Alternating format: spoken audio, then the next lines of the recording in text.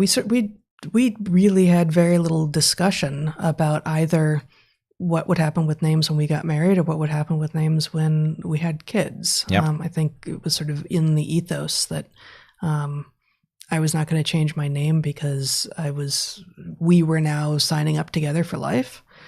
And because we are in a patrilineal rather than matrilineal society, it is confusing. It is a little bit confusing for us all not to have the same four names, but my individual agency trumped that. And I didn't feel the need to pass on my, frankly, somewhat ridiculous last name to our children and thus potentially confuse paternity as well. I mean, really I guess the evolutionary question is like, there was never any uncertainty of maternity in either of our children's case. I never doubted for a moment.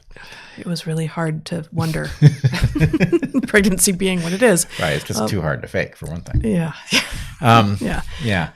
And while I never had any uncertainty of paternity, apparently everyone else had that as the little bit in their evolutionary brains. You're not talking about in our case. You're just talking about the commonality. No, I'm just saying theoretically, no one else can know. Yeah, no one else can know for sure, except for genetic testing, which does allow you to know. But nonetheless, I think this is a perfect case for Chesterton's fence and how to wield it with care. Because in this case, there was a very good reason for you to keep your name, which was that this was not a traditional relationship where you were, where our identities were fused. Your identity was in the world doing work just like mine. So having your name made perfect sense from the point of view of what to do with the kids. It's not like any of the solutions that people have put together in modernity solve the problem, right? They all confuse one thing. They trade one thing for another. Mm-hmm. And so we went with the traditional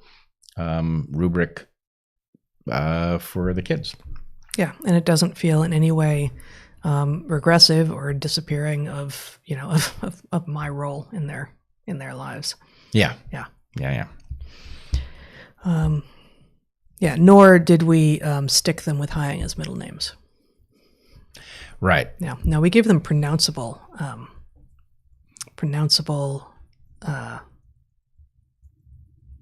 What's the word for the first initials? Initials. Oh, initials. Yeah.